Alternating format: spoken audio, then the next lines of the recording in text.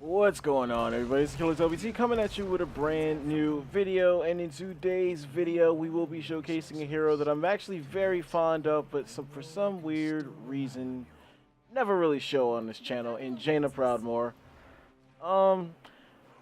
Here's the thing though. I kind of wanted to showcase a different build that I was actually messing around with a few weeks ago that I still didn't really get fully down, but I thought the fun factor of it and the potential payoff might be there, and it's something that's a little bit different. It's something that's like a plan B, if you will, from the conventional like Blizzard build.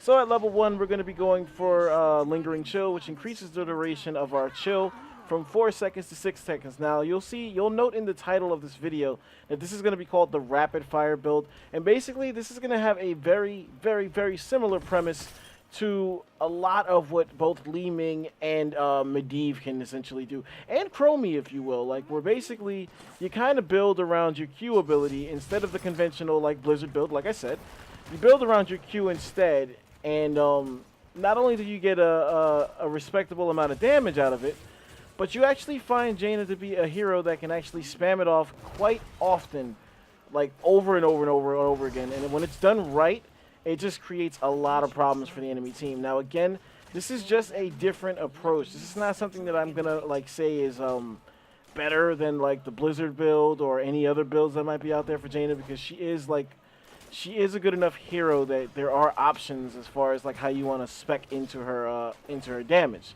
But with that being said, like I said, this is just another one that I was kind of having fun with, that I actually found some kind of value when I actually experimented with it. So it's something I just wanted to share on the channel. And the idea, just for people who want to know, the idea behind picking the talent that I picked at level 1, because you might think that no matter what, regardless of whatever kind of build you're going for, you want to spec into her mana regen, which more often than not, I actually think that is true. That's a very good like approach to have. In this case, with this build, the reason why I'm changing the longevity of the chill effect is that it actually gives me a bigger window to take full advantage of the strategy that I plan to use for this rapid fire build. So essentially, the chill being 4 seconds means that the cooldown on the Q ability is also 4 seconds. So essentially, there's no hardcore window there. Like, you have to be on point, and there's really not a whole lot of room for error, basically, with that kind of approach. Whereas with this kind of talent choice at level 1, adding 2 more seconds means that your Q ability will be fully off of a cooldown should you want to spam it off again.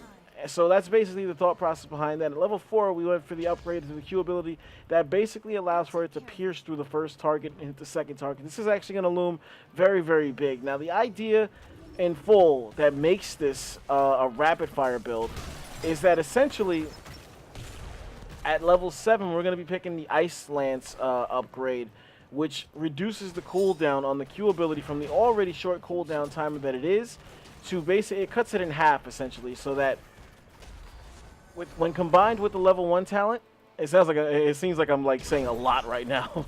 When combined with the level 1 talent, we're gonna just leave. Oh, if I had range on that, I was trying to leave that there.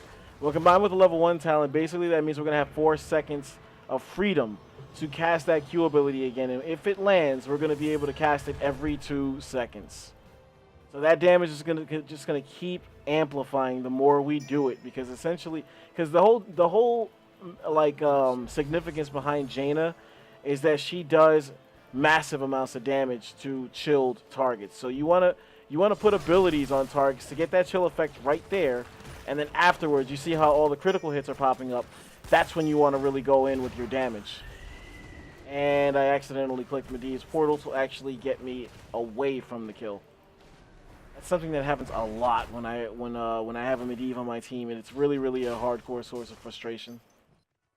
So we're gonna do that. Then we're gonna do this. We might be able to get this kill on Artanis if I wasn't such a nub and missed. And again, the chill effect is longer, so essentially we have a bigger window to land that second strike. The second strike is the moneymaker strike, so you gotta be able to land that. And that's why I'm initiating with my E ability, because that makes the initiation that much easier. Hard to miss with the E, basically. So here we go, level 7. Now we're going to be getting the Ice Lance. Again, this reduces the cooldown to 2 seconds so long as we use it on a chilled target. And because we have that piercing ability, Oh, here comes the Dahaka. There we go. 2-second cooldown. There we go again. There we go again.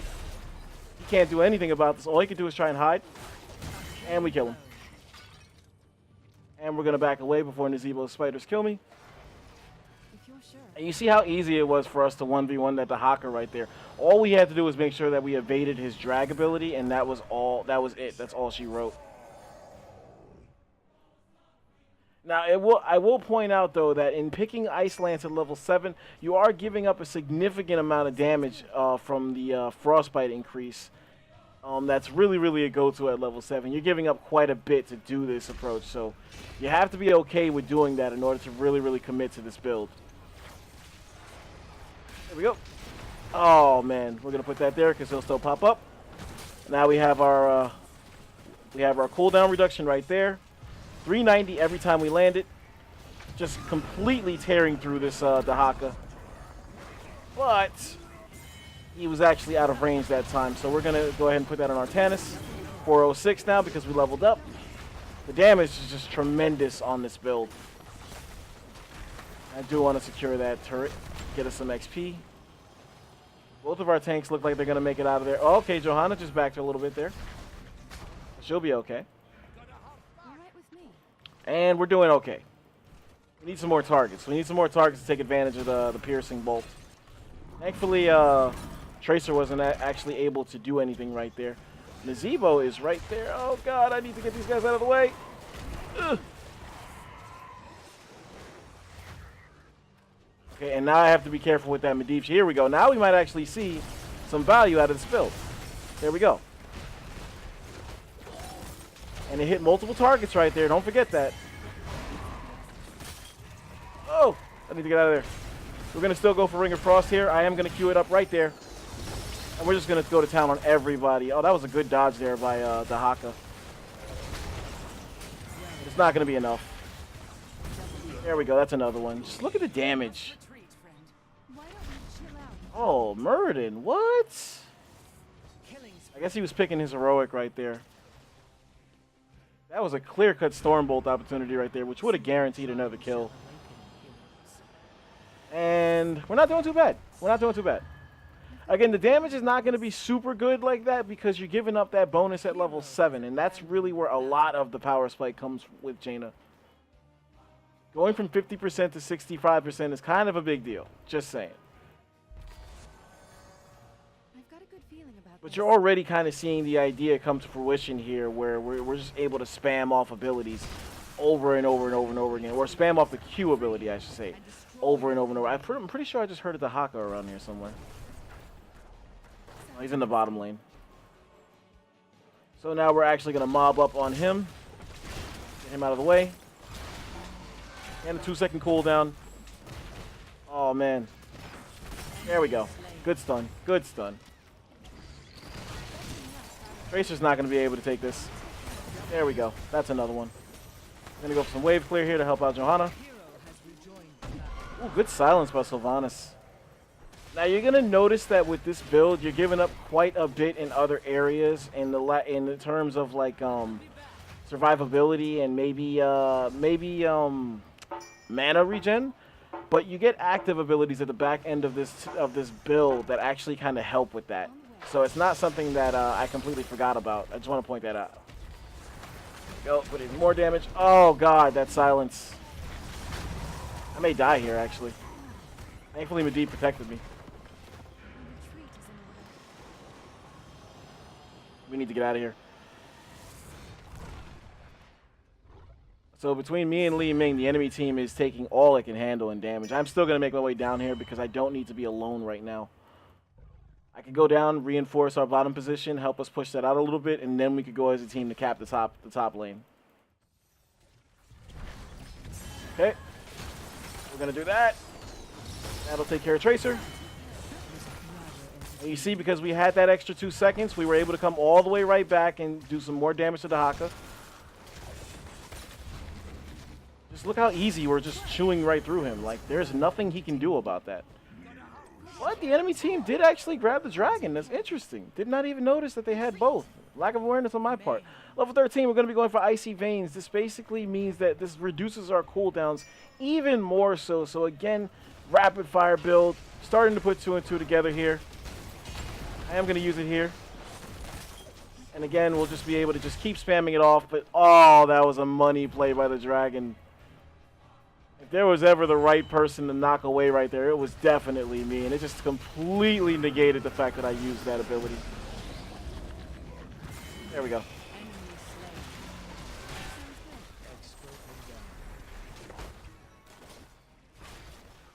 All right. So, Dahaka's in the top lane right now. We should be going for that. And me and Li Ming are on the same page here, so this is about to be a really bad day for Dahaka. Unless he pieces out. There we go. We're going to slow him down. He could use whatever he wants. It won't matter. We're just going to keep hitting him with these lances. There we go. Gonna get another one on him. He can use that all he wants. Muradin is right there to finish him off. That's another kill. Sylvanas did miss her Wailing Arrow. That's going to seal her fate. There goes another one. Ooh, definitely need to be careful here. We're low on mana. I do have my Icy Veins off cooldown, though, but it's not the best idea to use it right now. And I did miss. Oh. Okay, I'm going to tell my team I'm out.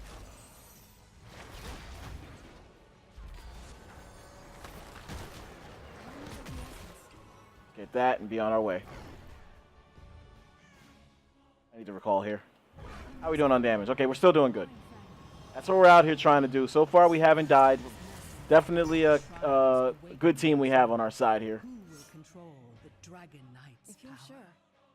Again, I want to point out this is just a plan B. This is not something that you should use as a go-to because there are definitely better Jaina builds out there. This is just something that I experimented with, that I found myself having fun using, and it's something that I wanted to share on the channel. So let's do that, and then do this, and do that. Didn't land the silence on me, thankfully. Medivh is going to be just fine. He looks funny with that shit on his head. Tracer might not be the greatest target in the world for me right now. I'm going to do that. That'll get a significant amount of damage on those guys. I do have my Icy Veins off cooldown as well, so I'm not worried about any team fight scenarios here. Oh, God! As I say that. Okay, we're going to hit him with everything we have, essentially. I cannot get my my Blizzard to come out right now. It's weird. So at level 16, we're still going to be going for Northern Exposure because, again, if you'll note, we are initiating with our E ability at all times. So the damage we've been doing as it is just going to become that much more potent when we add a vulnerable onto our E ability. So I'm going to make my way back down here. That was a big opportunity to secure some kills right there, and I just did not get it done.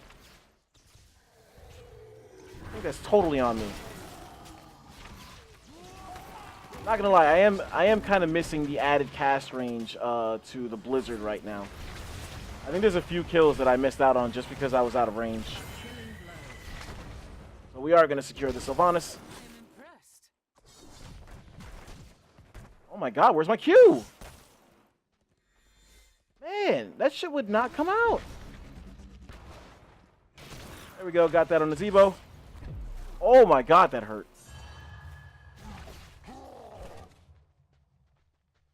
I think we should back here. Damn, this may actually end up being another dragon for the enemy team. Just unfortunate timing there. I mean, we could always take it out and defend if we have to, but they're definitely going to get this again. Johanna's alone up there, so she's probably going to die pretty soon. Yep, called that one. Oh, that was actually Medivh that died. Interesting. Oh, I missed. Back away, back away, back away, back away. That's not a winnable fight for you. Okay, thankfully the dragon is going to try and take down some of these top forts, so that will buy us some time. Tracer did not land that stick, thankfully. We're just going to do that. Oh, good job by Dahaka. Ow. Took that one on the chin. There we go. Tracer got destroyed right there. Holy shit. Did initiate with our Q right there. Not what we're trying to do. Ooh, I need to be careful. Our Li Ming is putting in work. Alright, I am going to use my my Icy Veins here, but I'm probably going to die. Yeah, my positioning was really bad on that fight. I went from having a lot of support around me to no support in a matter of seconds. But thankfully, my team is cleaning house right now, so it doesn't really matter. Definitely won the trade game right there. Jaina is going to get that stun. Hopefully Muradin. Oh, Muradin. What the fuck? Man. I'm not really watching him like that this game, but it definitely seems like our Muradin's Stormbolt game is really weak. And that's not what you want to have as a lacking skill set for a Muradin. All right, Li Ming going in on it. We definitely do have a good lead, so that's helping quite a bit as well. Let me say this, it is dangerous as fuck running this build or just playing Jaina in general against a Tracer. A lot of Jaina's abilities do damage in a specific spot, and Tracer's entire playstyle revolves around her blinking all over the place, so it's just not a good mix.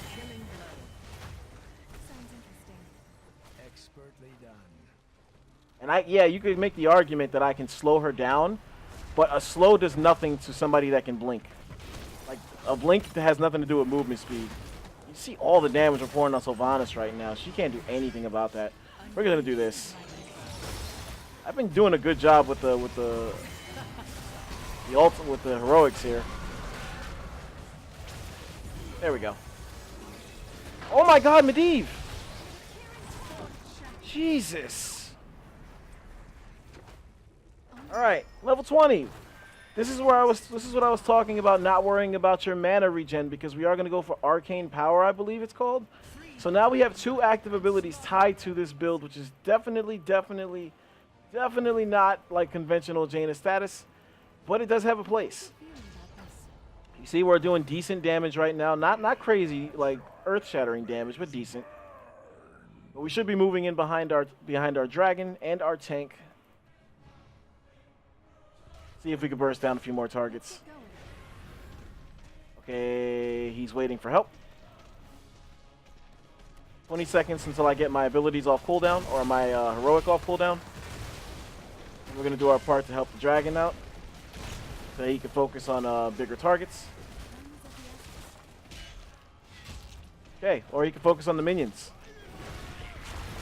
You gotta fire for that, buddy. Okay, Dragon doesn't seem willing to commit right now. Maybe it's because nobody's here to help him, but that's just me giving him the benefit of the doubt rather than calling it like it is. There we go. Oh, God. Okay, I'm going to get both of my abilities off cooldown here and just try to outrun this. He does knock Sylvanas away, so I can't really do much with that. We're going to slow down the Haka and then burst him down. Burst him down again. And use the Ring of Frost. There we go. And I died for it. I don't feel like my team is really capitalizing on these rings. Like, I'm getting 2 to 3 people every single time I do it. And it's not translating to, like, team wipes. Not that it should guarantee anything, but still.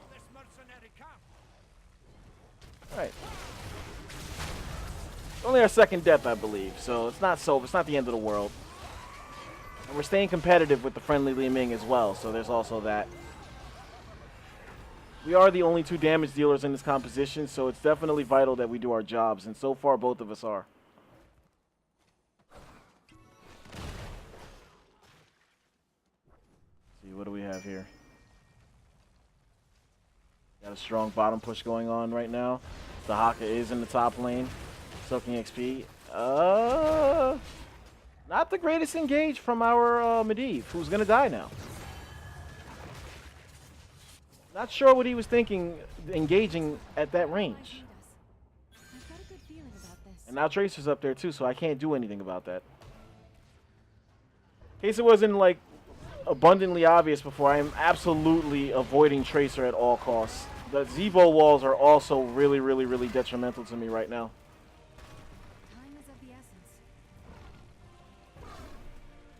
Oh my god, one of the spiders broke rank. Jesus. Alright, let's move with our team. Oh shit. Do believe I'm gonna grab this. Then I'm gonna get both of these. Oh, that was a bad ring. That turned into a good ring. We're just gonna put as much damage as we can. Did miss again. Tannis does put his laser on me again. So for what it's worth, the enemy team is putting a value on me right now because I'm seeing a lot of ultimates or heroics thrown at me right now. God, I gotta stop saying ultimates. The dragon shall rest no longer. Too much Overwatch. Okay, so both of their tanks are dead. They should be able to grab that, no problem. And they get another kill. I'm just gonna clear this out. My teammate doesn't necessarily need me to cap that, especially if it's a Medivh.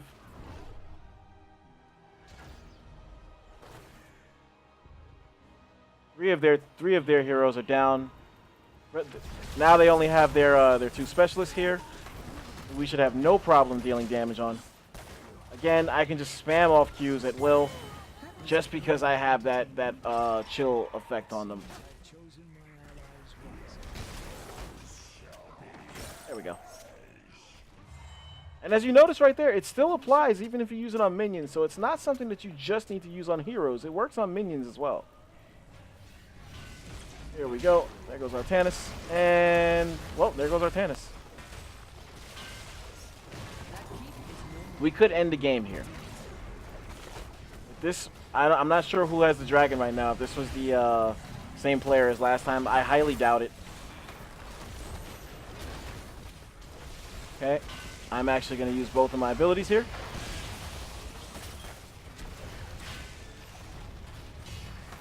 And my, oh my god, there we go again with the fucking Medivh portal. But we still win the game, so that's all that matters.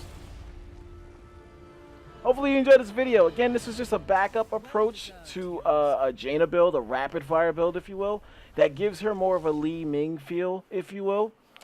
You can basically spam off your Qs left and right, and because the chill effect is so prominent in this whole process, every time you land an ability, it's a critical hit. So that just basically stacks up extremely well. As you see, we didn't really scale off with the Li Ming until like right at that last fight because we didn't hit a damn thing right there.